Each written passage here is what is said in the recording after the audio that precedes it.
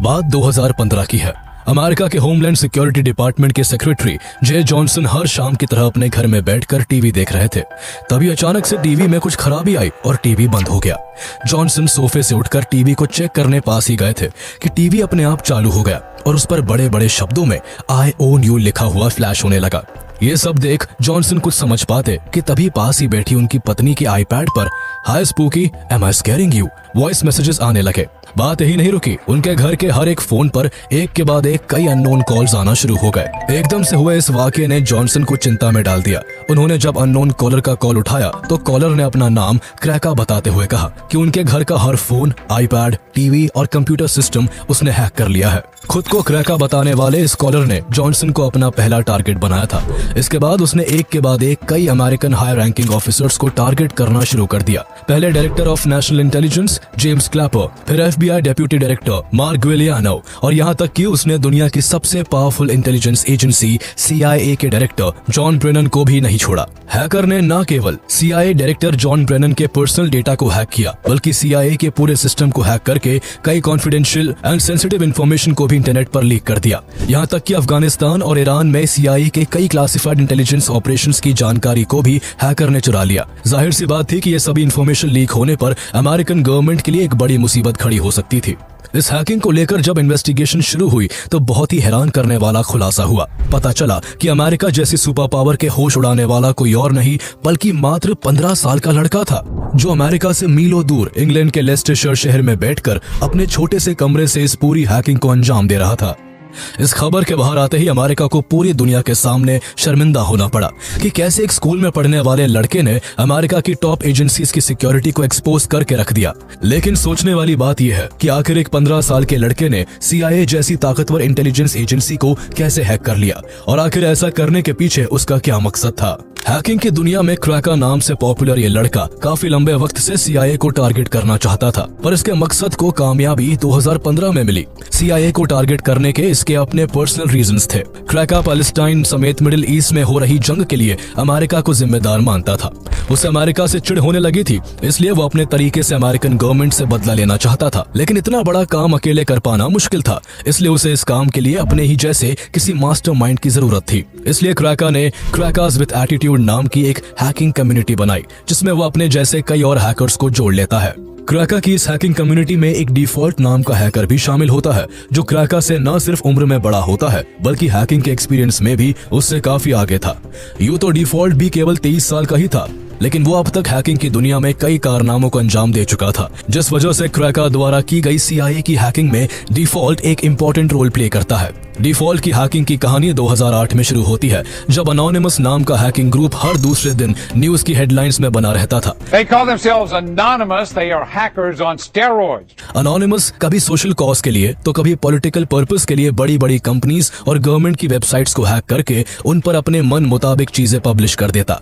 Anonymous की popularity और power को देखकर डिफॉल्ट को ये काम काफी फैसिनेटिंग लगा और वो हैकिंग सीखने के लिए जी जान से जुट गया। पहले उसने कुछ छोटी वेबसाइट्स को हैक करना और वीडियो गेम की प्रोग्रामिंग को चेंज करना शुरू किया, लेकिन डिफॉल्ट कुछ बड़ा करना चाहता था, इसलिए वो एनोसेक नाम के एक हैकिंग ग्रुप से जुड़ गया। एनोसेक ग्रुप की मदद से उसने एक बार कनाडा की विंडसर यूनिवर्सिटी के कंप्यूटर सिस्टम को हैक कर लिया, जिसमें उसे यूनिवर्सिटी के फाइनेंशियल रिकॉर्ड्स का भी एक्सेस मिल गया था। उन रिकॉर्ड्स में उसने देखा कि बहुत सारे स्टूडेंट्स से यूनिवर्सिटी को लोन वसूलना बाकी है, जिसकी टोटल वैल्यू $9 मिलियन से भी ज्यादा है। डिफॉल्ट ने रिकॉर्ड जरा भी सोचे बिना फॉरेन यूनिवर्सिटी के कंप्यूटर से डिलीट कर दिया। ये डिफॉल्ट की पहली बड़ी कामयाबी थी। लेकिन इससे भी बड़ा कारनामा डिफॉल्ट ने 2014 में किया, जब डेनमार्क की गवर्नमेंट बेस्टियलिटी को लीगल कर देती है। बेस्टियलिटी के लीगल होते ही डेनमार्क में बेजुबान जानवरों के साथ यौन अत्याचारों के मामले बढ़ने लगते हैं। इस लॉ के खिलाफ जहां एनिमल राइट एक्टिविस्ट सड़कों पर थे, तो वही डिफॉल्ट ने अपने तरीके से इससे निपटने का सोचा। बेस्टियलिटी के लीगल होने से डिफॉल्ट को काफी ठेस पहुंची, क्योंकि उसके पास भी एक पालतू कुत्ता था जिससे वो काफी इमोशनली अटैच था, जिस वजह से डेनमार्क में जानवरों पर हो रही इस ज्यादती के खिलाफ वो कुछ करना चाहता था। इसलिए डिफॉल्ट ने अपने हैकिंग ग्रुप के साथ मिलकर डेनमार्क गवर्नमेंट की ऑफिशियल वेबसाइट को हैक किया और उसे पूरी दुनिया के सामने एक्सपोज कर दिया। उसके बाद उसने बेस्टियलिटी के फेवर में बात करने वाली सभी वेबसाइट्स को भी हैक करके उन्हें बंद कर दिया। इस इंसिडेंट के बाद डेनमार्क गवर्नमेंट की खुलकर आलोचना होने लगी। लोगों ने सड़कों पर उतरकर गवर्नमेंट का विरोध करना शुरू कर दिया। लगातार हो रहे विरोध के कारण आखिरकार 1 साल बाद ही डेनमार्क को बेस्टियलिटी लॉ को रद्द करना पड़ा।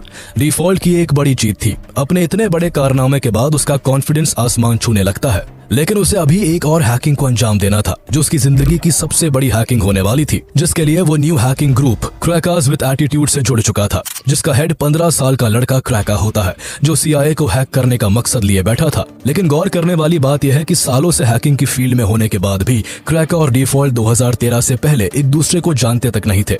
लेकिन मई 2013 में एक ऐसा इंसिडेंट हुआ जिसने इन दोनों को एक कर दिया। दरअसल उस वक्त एडवर्ड स्नोडेन नाम का एक computer contractor national security agency में काम करता था। एडवर्ड को अमेरिकन गवर्नमेंट के एक प्रोजेक्ट पर काम करने के दौरान पता चलता है कि US गवर्नमेंट हर अमेरिकन यूजर के डेटा और उसकी प्राइवेट इंफॉर्मेशन को खुफिया कामों के लिए इस्तेमाल करती है। ये सब यूजर की परमिशन के बिना किया जा रहा था। ऐसा करना सीधे तौर पर हर एक इंडिविजुअल की प्राइवेसी के खिलाफ था। एडवर्ड US गवर्नमेंट और CIA के सीक्रेट का खुलासा करना चाहता था, लेकिन अमेरिका में रहकर अमेरिकन गवर्नमेंट की सीक्रेट इंफॉर्मेशन को लीक करना उसके लिए सेफ नहीं था। इसलिए स्नोडेन कुछ दिन की छुट्टी लेकर हांगकांग चला गया। हांगकांग में एडवर्ड ने ग्लेन ग्रीनवाल्ड, लॉरा पोइट्रास और बार्टन जेलमैन समेत कई जर्नलिस्ट को सभी एविडेंसेस के साथ इंटरव्यू दे दिया। इंटरव्यू ब्रॉडकास्ट होते ही US गवर्नमेंट का ये सीक्रेट पूरी दुनिया के सामने एक्सपोज हो गया। लोग सड़कों पर उतर आए और US गवर्नमेंट और CIA का जमकर विरोध होने लगा।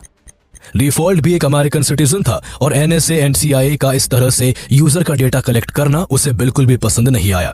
दोनों अब US को टारगेट करने के लिए पूरी तरह से तैयार थे। जहां क्रैका गाजा वॉर के लिए अमेरिका को जिम्मेदार मानता था और अमेरिकन गवर्नमेंट को सबक सिखाना चाहता था, तो वही डिफॉल्ट भी अब अमेरिकन गवर्नमेंट और CIA को एहसास दिलाना चाहता था कि किसी की पर्सनल इंफॉर्मेशन जब किसी और के हाथ लगती है तो कैसा महसूस होता है। दोनों ही अब अमेरिकन गवर्नमेंट को अपना दुश्मन समझते थे और हैकिंग के जरिए अमेरिकन अथॉरिटीज से बदला लेना चाहते थे। क्रैका सबसे पहले हैक करने का रोड मैप तैयार करता है और फिर सारे प्लान को एग्जीक्यूट करने में लग जाता है। इस दौरान डिफॉल्ट लगातार अपने एक्सपीरियंसेस की मदद से क्रैका को प्रॉपर गाइडेंस प्रोवाइड कर रहा होता है, जिसके चलते क्रैका और उसका group crackers with attitude American intelligence community के हाई रैंकिंग ऑफिसर्स को टारगेट करना शुरू कर देता है। क्रैका सबसे पहले होमलैंड सिक्योरिटी के सेक्रेटरी जे जॉनसन के कॉमकास्ट अकाउंट को हैक करके उसके घर के टीवी और इंटरनेट को अपने कंट्रोल में ले लेता है और फिर जॉनसन और उसकी फैमिली को परेशान करना शुरू कर देता है। इसके बाद क्रैका ने ओबामा एडमिनिस्ट्रेशन के इंटेलिजेंस डायरेक्टर जेम्स क्लैपर को अपना शिकार बनाया।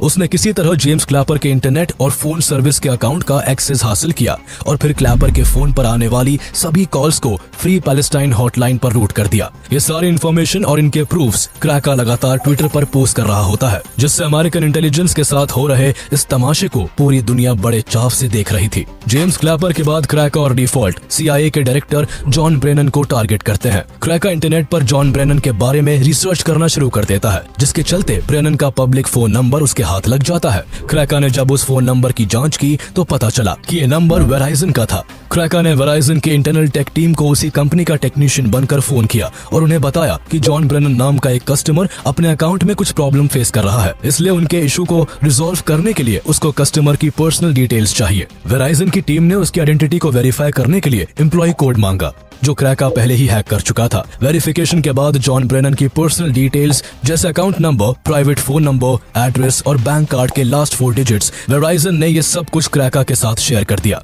इन सभी डिटेल्स के हाथ लगते ही क्रैका ने जॉन ब्रेनन की पर्सनल ईमेल आईडी को हैक करना शुरू कर दिया। उसने देखा कि ब्रेनन AOL के ईमेल का इस्तेमाल करता है। उसने फौरन AOL की सपोर्ट टीम को जॉन ब्रेनन बनकर कॉल किया और बताया कि वो अपने ईमेल का पासवर्ड भूल गया है और उसको रीसेट करना चाहता है। AOL की टीम ने वेरिफिकेशन के लिए उससे बैंक कार्ड के लास्ट 4 डिजिट्स पूछे, जो क्रैका वेराइजन कंपनी को बेवकूफ बनाकर पहले ही हासिल कर चुका था। लास्ट 4 डिजिट्स बताकर वो जॉन ब्रेनन के पर्सनल ईमेल का भी एक्सेस हासिल कर लेता है। क्रैका ब्रेनन के ईमेल्स को खंगालना शुरू करता है और साथ ही वो डिफॉल्ट को ब्रेनन का प्राइवेट फोन नंबर शेयर कर देता है। नंबर मिलते ही डिफॉल्ट ने जॉन ब्रेनन को कॉल पर कॉल करना स्टार्ट कर दिया। कभी वो ब्रेनन से बदतमीजी से बात करता तो कभी उसको गालियां देता। वो कभी $2 ट्रिलियन की डिमांड करता है तो कभी गुस्से में पैलेस्टाइन को आजाद करने और वहाँ हमलों को रोकने के लिए धमकाता। ये ब्रेनन की जिंदगी का पहला इंसिडेंट था जब उनके साथ ऐसा कुछ हो रहा था। वो क्लूलेस थे। अमेरिका के सबसे पावरफुल इंसानों में से एक जॉन ब्रेनन को फोन करना तो दूर की बात, उनका पर्सनल नंबर जानना भी एक बहुत बड़ी बात थी। लेकिन यहाँ न केवल फोन नंबर बल्कि CIA के डायरेक्टर का पर्सनल ईमेल का कंट्रोल भी